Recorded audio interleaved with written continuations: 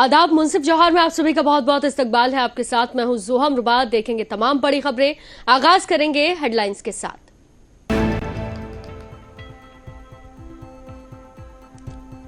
गांधी विधानसभा उपचुनाव में कल्पना सोरेन की जीत। बीजेपी उम्मीदवार को 26,000 से ज्यादा वोटों से किया पराजित।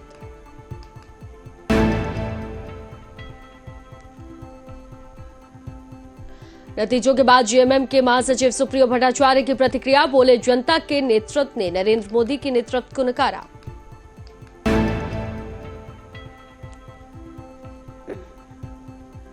आजसू के केंद्रीय अध्यक्ष सुदेश महतो दिल्ली रवाना। आजसू नेता चंद्र प्रकाश के साथ एनडीए की मीटिंग में होंगे शामिल।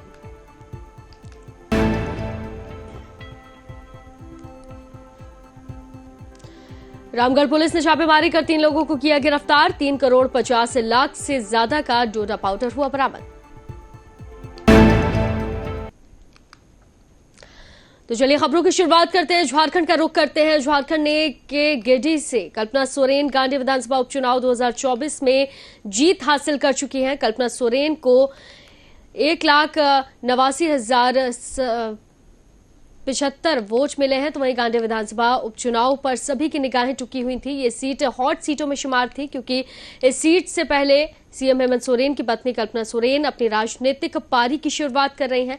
कल्पना सोरेन ने इस सीट पर जीत को लेकर जमकर पसीना बहाया। तो वहीं कल्पना सोरेन ने पूर्व सीएम हेमंत सोरेन की मां और सास के रूपी सोरेन का आशीर्वाद भी लिया। लोकसभा चुनाव 2024 की घोषणा होने के बाद से ही कल्पना सोरेन ने जमकर चुनाव प्रचार भी किया। इसके अलावा झारखंड के मुख्यमंत्री चंपई सोरेन से लेकर बिहार के पूर्व डिप्टी सीएम तेजस्वी यादव समेत कई मंत्री चुनावी प्रचार में लगे हुए थे। खुद कल्पना सोरेन ने भी चुनावी कमान संभाली थी और लगातार जनता के बीच जाकर प्रचार प्रसार किया। इस सीट पर इंडिया गठबंधन की प्रत्याशी कल्पना सोरेन और भाजपा की ओर से दिलीप वर्मा के बीच में कड़ा मुकाबला देखने को मिल रहा था। आखिरकार कल्पना सोरेन ने बीजेपी को मात देकर जीत हासिल की।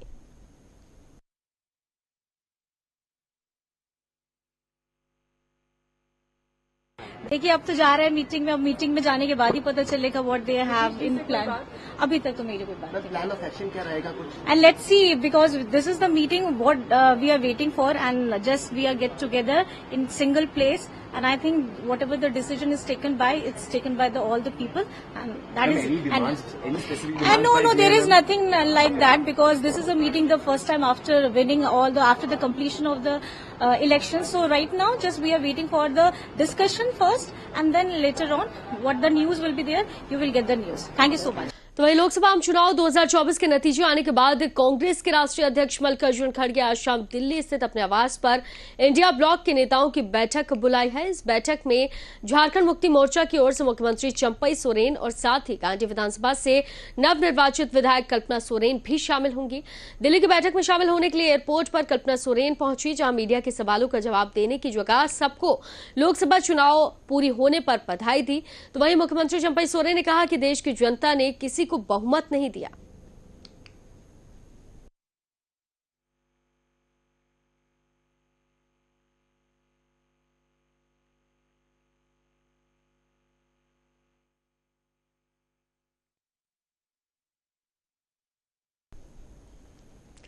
तो वहीं राज्य में जेएमएम के केंद्रीय महासचिव सुप्रियो भट्टाचार्य ने लोकसभा चुनाव 2024 के नतीजों पर एक प्रेस कॉन्फ्रेंस के दौरान प्रतिक्रिया साझा की।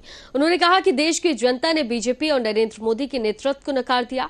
भट्टाचार्य ने आगे कहा कि साथ ही साथ संविधान और साथ ही लोकतंत्र की भी रक्षा हुई है। कल्पना सोरेन की जीत को बड़ी कामयाबी उन्होंने बताई और क्या कुछ आगे कहा, आइए जानते हैं। देखिए, हमने उनको यही कहा था कि जब चुनाव जनता लड़ती है तो आप बीच में मत आइए।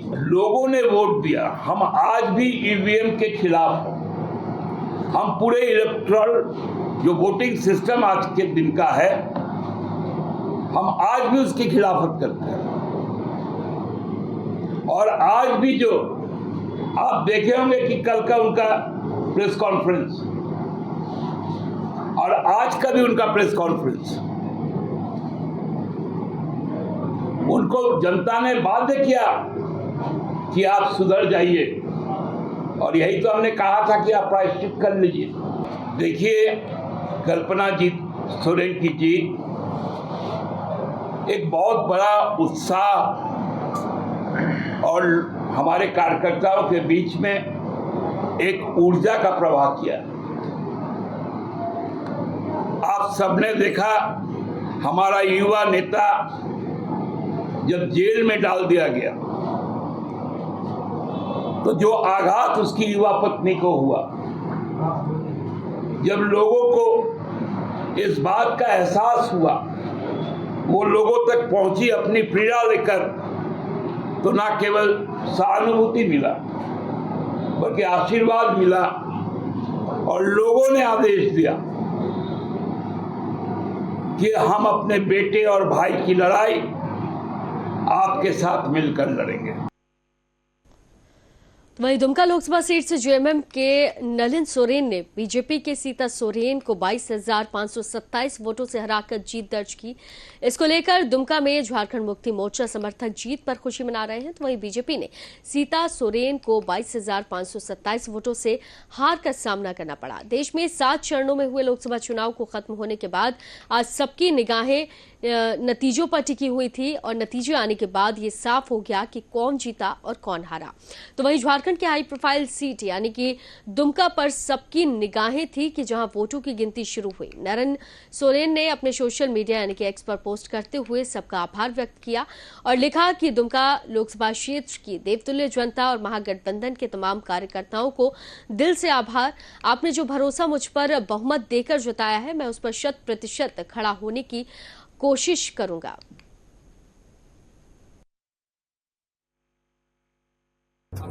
मेरा जीत नहीं, यहाँ क्षेत्र के लोगों का जीत। वो लोगों ने मेहनत किया है और हमें वोट दिया और इसीलिए उन्हीं लोग के साथ चुनौती तो था ही। एक तो छोटा एक विधानसभा क्षेत्र छोटा होता है और हम उतने 6 विधानसभा क्षेत्र में जाने का मौका मिला, होता ही परेशान। तो वहीं लोकसभा आम चुनाव 2024 में लोहरदगा और साथ ही खूंटी से नवनिर्वाचित कांग्रेस के सांसद कालीचरण मुंडा और सुखदेव भगत ने आज रांची स्थित पार्टी कार्यालय में झारखंड कांग्रेस के इंचार्ज गुलाब अहमद अमीर से मुलाकात की। मुलाकात के बाद में पार्टी लीडरों ने एक बैठक भी की। इसमें विधायक इरफान अंसारी, प्रदेश अध्यक्ष राजेश ठाकुर, राज्य सरकार में मंत्री डॉक्टर रामेश्वर उरांव, विधायक शिल्पी नेहा तिर्की और साथ ही प्रदेश कांग्रेस कमेटी के कार्यकारी अध्यक्ष बिंदु तिर्की समेत अन्य नेता भी बैठक में मौजूद रहे। बैठक के बाद में नवनिर्वाचित सांसद कालीचरण मुंडा ने मीडिया से बातचीत करते हुए कहा कि संपूर्ण क्षेत्र का विकास उनकी प्राथमिकता होगी। उन्होंने कहा कि जीत का श्रेय आम जनता और पार्टी के कार्यकर्ताओं को जाता है। मीडिया के सवाल पर आगे उन्होंने कहा कि सरना धर्म कोड का मुद्दा कांग्रेस शुरू से उठाती रही है और अब मजीद मुखरता के साथ में इस मुद्दे को संसद में भी उठाया जाएगा। इसके अलावा जिगर कांग्रेस विरोधी क्या कुछ कहते हैं, आइए आपको सुनाते हैं। मगर इस बार के चुनाव में जिस तरह से आपने देखा कि कांग्रेस पार्टी की क़यादत में इंडिया गठबंधन वजूद में आया, देश में जमहूरियत खतरे में है, कॉन्स्टिट्यूशन खतरे में है। पिछले 10 साल ये देखा गया है कि जो हमारा देश का आईन है, कॉन्स्टिट्यूशन, उसको बालाताक रख के जो 10 साल हुकूमत चली, उन्होंने अपनी मनमानियां की। जनादेश भाजपा और एनडीए के खिलाफ, ये तो तय।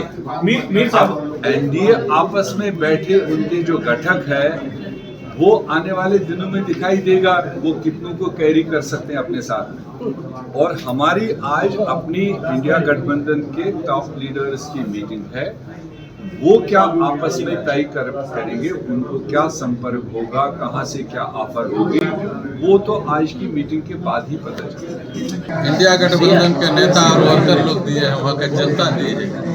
तो एक वर्कर है, कांग्रेस का सिपाही है, वो लोग खड़ा किया जीते हैं। जो जनता के बीच में नहीं रहेंगे तो उन लोग का भी हाल होगा। हम लोग जनता के बीच का आदमी है, जनता का काम करते हैं, लोगों का हित है।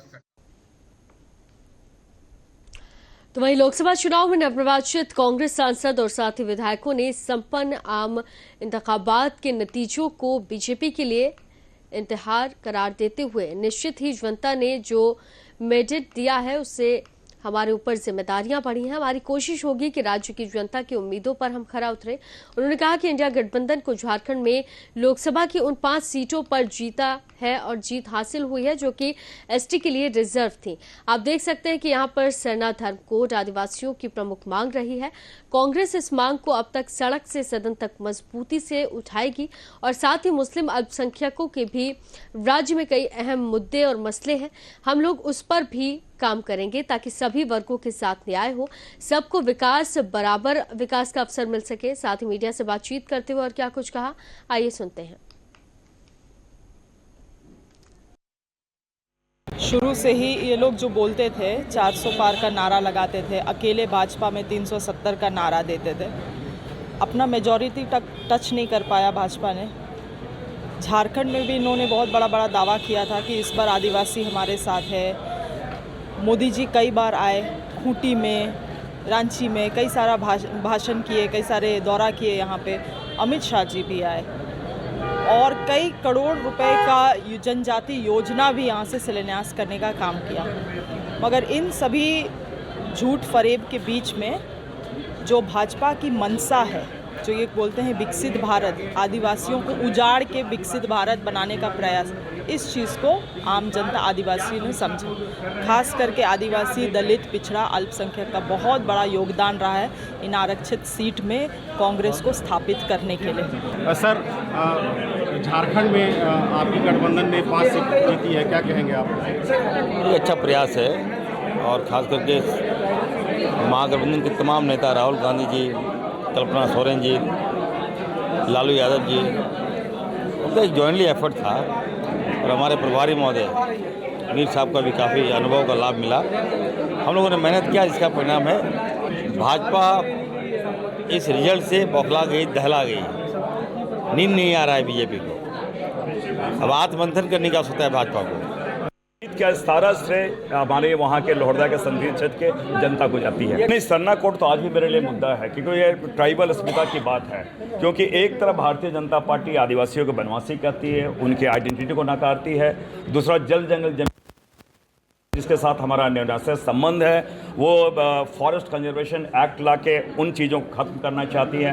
और ये सरना धर्म कोड क्योंकि एक आइडेंटिटी की बात है, कल्चरल ही नहीं, वो रिलीजियस आइडेंटिटी की बात है, तो वो तो संसद में मेरा पहला प्रश्न होगा। जनता हम लोग को चाहा भाई, जनता हम लोग को विश्वास किया और हम लोग जीते। तो वहीं जमशेदपुर के सरायकेला जिला के आदिवासी कांग्रेस कमेटी के जिला अध्यक्ष राज वकीरा ने सिंहभूम के नवनियुक्त सांसद जोबा माझी और साथ ही खूंटी के नवनियुक्त सांसद कालीचरण मुड्डा को बधाई दी। साथ ही भाजपा पर भी जमकर हमला बोला।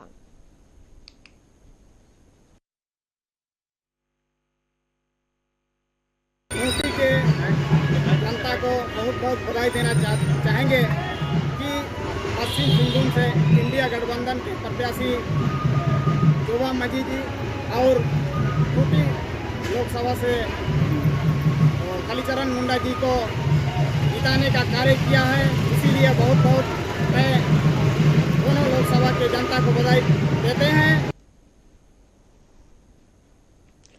तो वहीं रांची में एनडीए बैठक लोकसभा चुनाव परिणाम पर इंडिया ब्लॉक बैठक पर प्रत्युत्साह देव ने अपनी प्रतिक्रिया देते हुए कहा कि हम अपनी जीत का जश्न मना रहे हैं।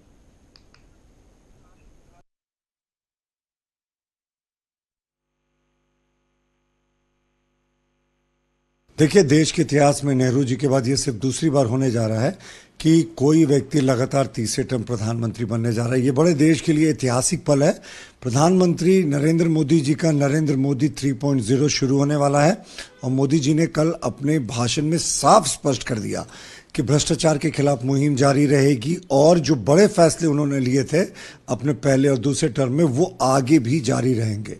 तो देश में बहुत खुशी का उत्सव है, माहौल है और हो भी क्यों ना, नरेंद्र मोदी जी को देश पसंद करती थी और वो वापस प्रधानमंत्री बन रहे हैं। देखिए, इमरजेंसी और 42वें संशोधन के जरिए 20% संविधान को बदलने वाले लोग जब संविधान बचाने की बात करें तो ये एक जोक हो जाता है और हमारा स्पष्ट मानना है कि हम लोगों ने 400 का लक्ष्य जरूर तय किया था। जहां साहिबगंज से राजमहल लोकसभा सीट से विजय हांसदा ने जीत हासिल की है।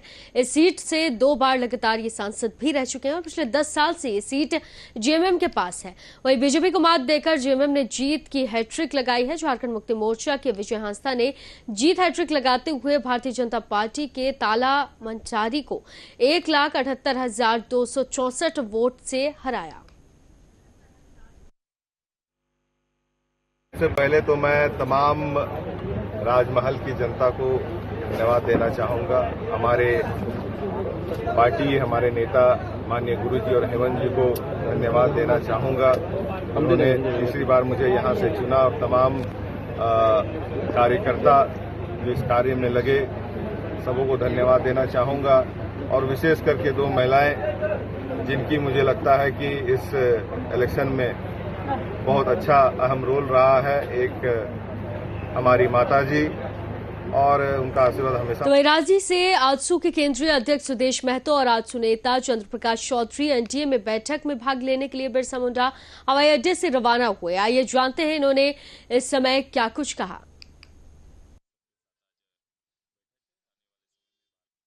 4 बजे आहूत की गई है प्रधानमंत्री जी के यहाँ और उसी एनडीए में पूरे देश भर के जो अपने सपोर्टिंग ग्रुप्स रहे हैं, जो एनडीए के लाई रहे हैं, सबके साथ आज बैठक है। आने वाले समय में भारत के संकल्पों को पूरा करने के लिए एनडीए जो कटिबद्ध है उसी के प्रारूप तैयार किया जाएगा। सर, कहाँ कमी रह गई? नंबर्स नहीं आ पाए जो एक्सपेक्टेड था। इस पर बैठ के चर्चा होगी निश्चित रूप से।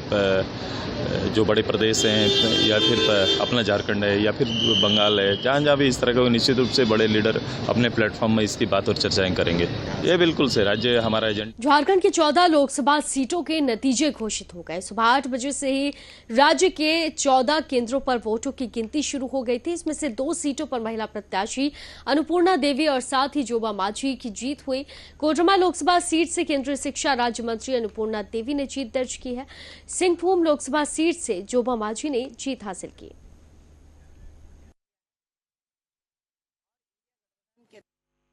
इंडिया गठबंधन झारखंड मुक्ति मोर्चा प्रत्याशी जोबा माझी पर भरोसा किया है।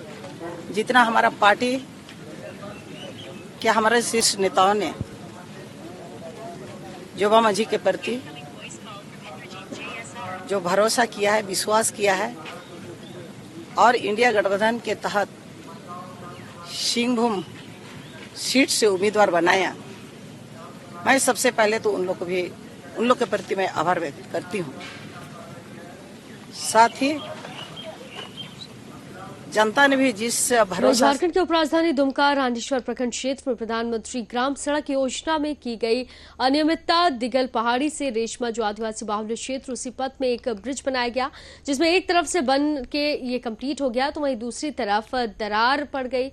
आपको बता दें कि चारों तरफ दरार हो गई है और पथ भी जरा सा बारिश में फट चुका है। आप समझ सकते हैं कि सरकार करोड़ों रुपए खर्च कर रही है, लेकिन धरातल में ये सभी खोखले दावे साबित होते हुए नजर आ रहे हैं। जब हमारे संवाददाता ने आरक्यू के कार्यकर्ता साथ ही कार्य पलक अभियंता के बारे में प्राधिकरण से बातचीत की, उनसे सवाल किए, तो इससे साफ जाहिर हो रहा था कि आज तक कोई पदाधिकारी इसे देखने तक नहीं पहुंचा।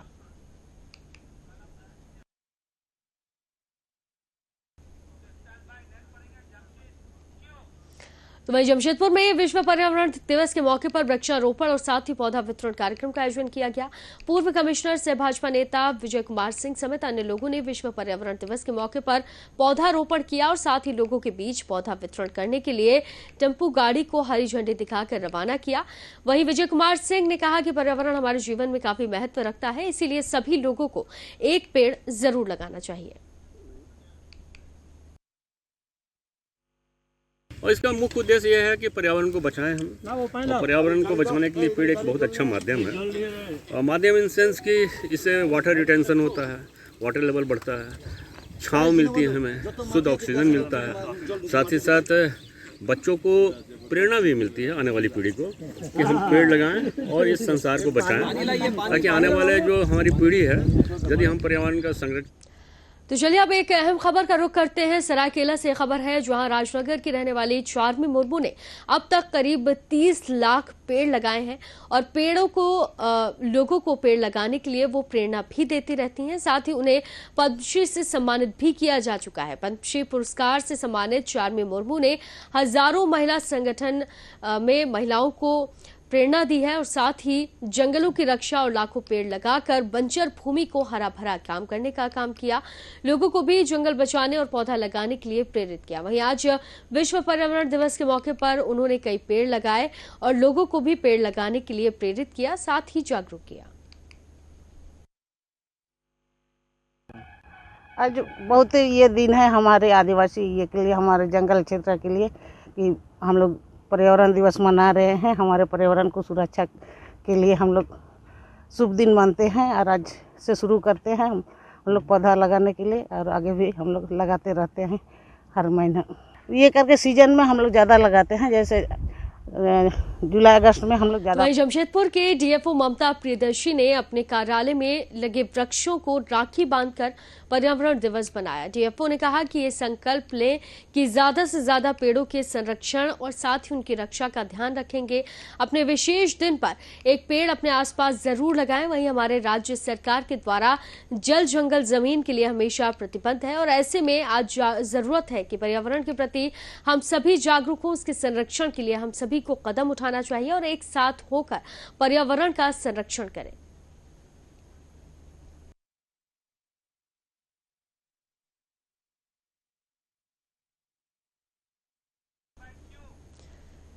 तो वहीं रांची पुलिस ने गुप्त सूचना के आधार पर बाली रिजॉर्ट व्यू में बरियातू से 4 लड़कियों को रेस्क्यू किया है। पूछताछ में पता चला कि 4 लड़कियों में 3 बांग्लादेशी हैं और 3 को अवैध तरीके से रात के अंधेरे में तार काटकर पाउडर क्रॉस कराया गया और सभी की उम्र करीब 20 से 24 वर्ष की बताई जा रही है। इन तीनों लड़कियों ने बताया कि उनके साथ में 3 लड़कियां बांग्लादेश से आई, जो कि रांची में ही मनीष राय के साथ कहीं छुपी हुई हैं। पुलिस के मुताबिक इनकी बरामदगी के लिए पुलिस लगातार कार्रवाई कर रही है। पकड़ी गई लड़कियों के पास से एक फर्जी आधार कार्ड, साथ ही एक मोबाइल फोन और सिम कार्ड भी बरामद हुआ है। पुलिस पूछताछ में जुटी हुई है।